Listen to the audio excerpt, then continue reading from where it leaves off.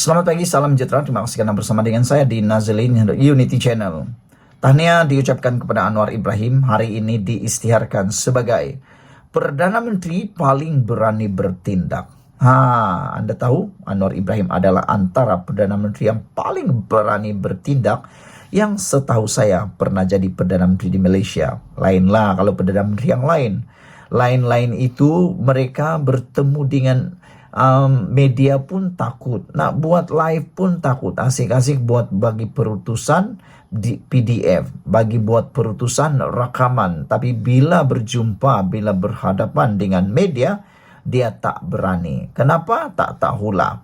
Tapi lain pula dengan Anwar Ibrahim yang kini telah pun diisytiharkan sebagai Perdana Menteri paling berani bertindak. Apa cerita? Adakah Anwar Ibrahim lebih hebat daripada Mahathir? Terpulang pada anda. Rakyat puji Anwar Ibrahim sekat kapal Israel. Ini yang menyebabkan Anwar Ibrahim diisytiharkan sebagai Perdana Menteri paling berani bertindak. Kerajaan Malaysia buat pertama kalinya mengambil langkah paling tegas apabila tidak lagi membenarkan syarikat perkapalan yang berpengkalan di Israel iaitu ZIM daripada berlabuh di mana-mana pelabuhan di negara ini. Perdana Menteri berkata, kerajaan memutuskan untuk tidak lagi menerima kapal yang menggunakan bendera Israel berlabuh di negara ini, selain larangan kepada mana-mana kapal yang dalam perjalanan menuju ke Israel daripada memuatkan kargo di pelabuhan Malaysia. Seperti dijangka, keputusan kerajaan itu mengundang tanda tanya. Berikutan ramai tidak mengetahui bahawa kapal Israel telah dibenarkan berlabuh di Malaysia sejak 2002 lagi di bawah pentadbiran Tun Dr. Mahathir Mohamad. Tun dalam ulasan ringkasnya semalam mempertahankan keputusan pada 2002 kerana ketika itu Malaysia masih menaruh harapan kepada usaha damai antara Palestin dan Israel. Sementara itu, Facebook Datuk Seri Anwar Ibrahim terus dihujani komen positif rakyat Malaysia yang menyokong penuh usaha beliau dalam menunjukkan ketegasan terhadap Israel. Tahniah Perdana Menteri ke-10 Datuk Seri Anwar Ibrahim. Negara kita, keputusan kita. Tiada negara lain yang boleh campur urusan negara kita, tulis Muhammad Syafiq Yassin. Bergabunglah dengan Indonesia bukan setakat halang dari berlabuh, kawal Selat Melaka dan halang terus dari lalu terus macam Yemen buat. Kapal menuju ke Israel semua kena pakai jalan jauh, cadang Tony G. Dino Syam mula menulis, keputusan kerajaan itu satu tindakan berani dari seorang yang tidak pernah takut dilanyak dan dipenjara. Dah bertahun-tahun kontena ZIM ini dalam Malaysia. Baru ni Perdana Menteri ke-10 tegas dengan keputusannya. Tahniah, ini salah satu syarikat yang terang-terang milik Israel. Hairan mengapa sekian lama tak ada yang suarakan isu ini. Terima kasih Perdana Menteri 10, komen Amanda Le.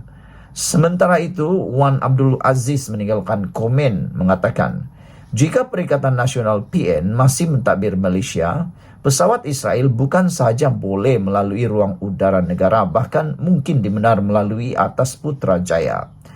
Terbaik Perdana Menteri, bayangkan kalau Perikatan Nasional tebuk atap, pesawat Israel bukan saya dapat masuk ruang udara negara kita, bahkan siap boleh lalu atas Putrajaya lagi, tulisnya. Untuk rekod, pada Mei 2021, Malaysia yang ketika itu ditakbir Perikatan Nasional membenarkan pesawat dengan nombor pendaftaran milik syarikat Israel melalui ruang udara negara. Sedangkan Malaysia tidak mempunyai hubungan diplomasi dengan Israel.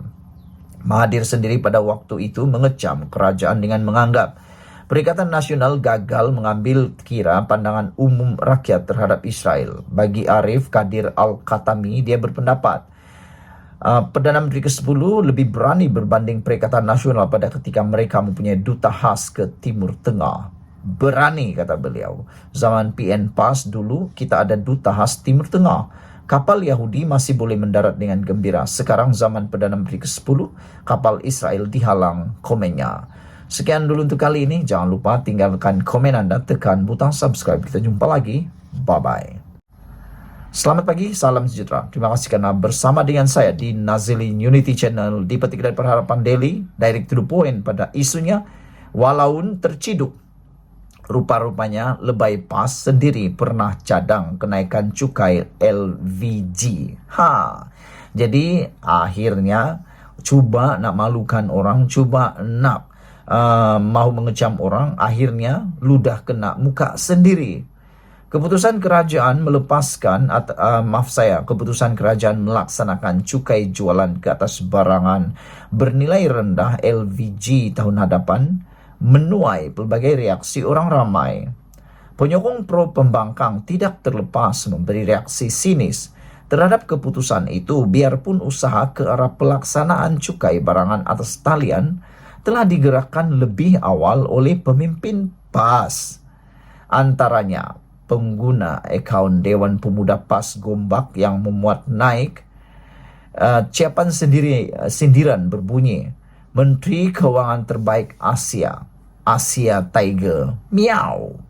Ciapan itu bagaimanapun dibalas netizen dengan keratan artikel pada 2022 yang menunjukkan bahwa ahli parlimen PAS Sabri Azid pernah mencadangkan agar cukai LVG dilaksanakan. Hasil carian Harapan Daily pula menemui artikel berkenaan yang bertarikh 4 Ogos 2022 dan disiarkan dalam portal lidah rasmi PAS, Haraka Daily. Portal itu melaporkan ucapan Sabri bahwa pelaksanaan cukai LVG akan melahirkan persaingan lebih adil antara penjual tempatan dan luar negara. Secara ringkasnya, Malaysia sepatutnya menggunakan cukai LVG sebanyak 10% ke atas barangan berharga di bawah RM500 yang dijual secara dalam talian berkuat kuasa 1 April 2023 di bawah Belanjawan 2022. Pada tahun 2022, PAS Perikatan Nasional PN berada di dalam kerajaan pimpinan Datuk Seri Ismail Sabri Yaakob. Namun pelaksanaan cukai itu telah ditangguhkan oleh Jabatan Kastam pada Mac tahun ini. Bagaimanapun ironinya, penyokong PAS atau Walaun tidak pula menentang usaha tersebut. Apatah lagi memberi reaksi sinis kepada cadangan pelaksanaan cukai LVG pada waktu itu. Typical PAS, komen pengguna X. Dulu PAS jadi kerajaan tak ada pula bantah.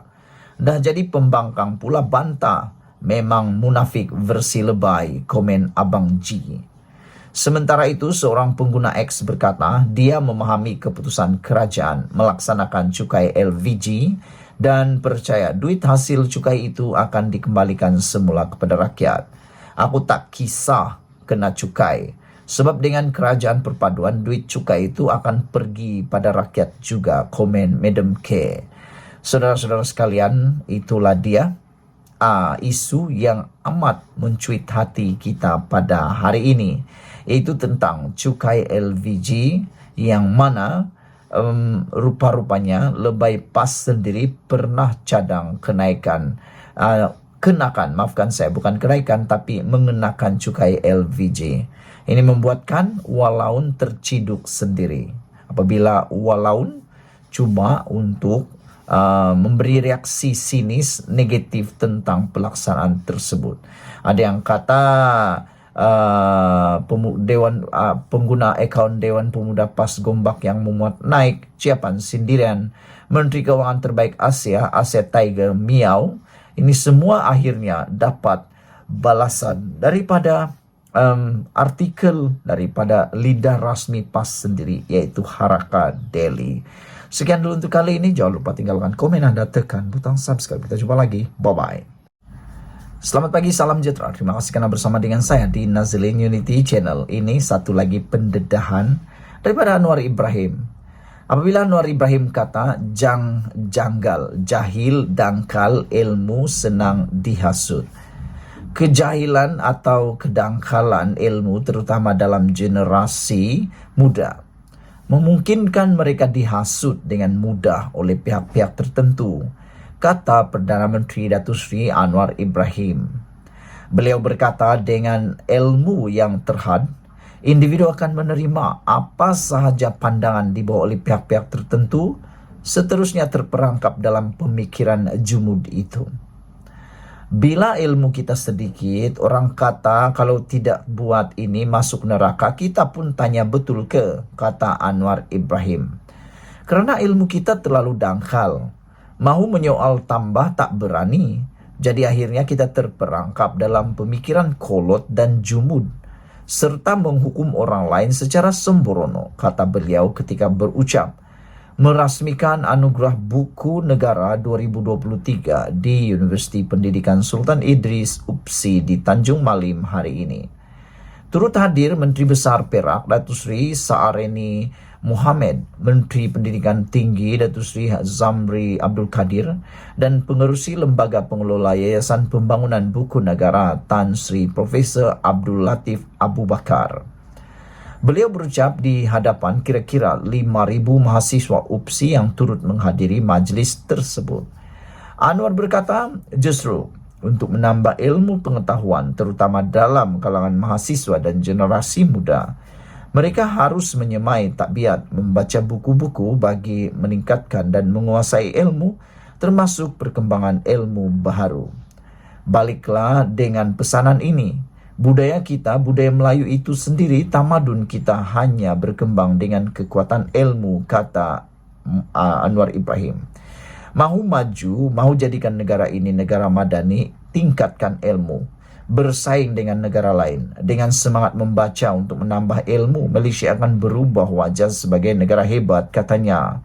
Anwar turut berkata, budaya generasi masa kini yang mudah terpukau dengan kupasan idea secara ringkas dan tidak lengkap di media sosial membimbangkan. Beliau berkata, sesuatu idea atau isu seperti ekonomi, dasar-dasar negara, idealisme perjuangan perlu dikupas secara mendalam dan memerlukan banyak pandangan kompleks untuk dirumuskan mengambil kira konsep al-kuliah. Konsep kuliah itu yaitu ilmu perlu dikuasai sedalam dan seluasnya, bukan hanya kupasan beberapa menit di dalam media sosial dan dirumuskan dalam satu takzira di TikTok selama seminit dua saja, katanya. Justru kita, kata beliau, menjadi cabaran anak-anak muda pada masa kini untuk menggali lebih banyak ilmu dan pengetahuan bagi merumuskan sesuatu idea, bukannya menerimanya secara bulat-bulat saja, kata Anwar lagi. Beliau turut menyentuh mengenai generasi terdahulu yang juga perlu terus dan tidak berhenti membaca mengenai ilmu baharu seiring perkembangan teknologi masa kini, termasuk mengenai kecerdasan buatan.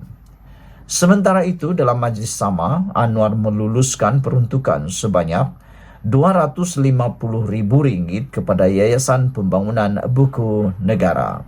Saudara-saudara sekalian, itulah dia apa yang diumumkan oleh Anwar Ibrahim yang kita mahukan. Sekian dulu untuk kali ini. Jangan lupa tinggalkan komen Anda, tekan butang subscribe. Kita jumpa lagi. Bye-bye.